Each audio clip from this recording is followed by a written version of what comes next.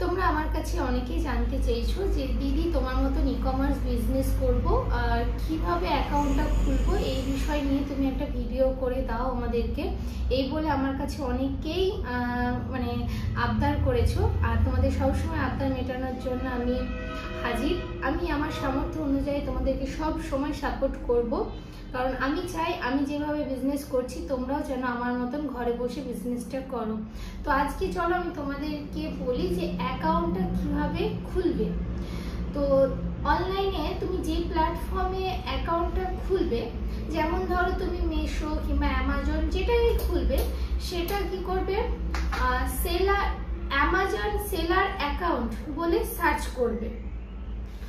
করার পরে যে লিঙ্কটা আসবে সেই লিঙ্কে ক্লিক করতে হবে।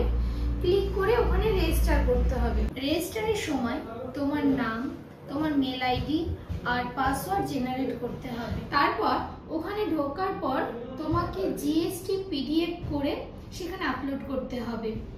যেমন আধার কার্ড ভেরিফিকেশন করার সময় ওটিপি লাগে, ঠিক তোমার ফোনে যখন তুমি জিএসটিটা পিডিএফ করে ভেরিফিকেশনের জন্য পাঠাবে তখন তোমার ফোনে তোমার কিন্তু মানে যে নাম্বার দিয়ে তুমি জিএসটিটা খুলবে সেই নাম্বারে কিন্তু ওটিপি আসবে, আর সেই ওটিপিটা দিয়ে কিন্তু ভেরিফিকেশনটা হবে।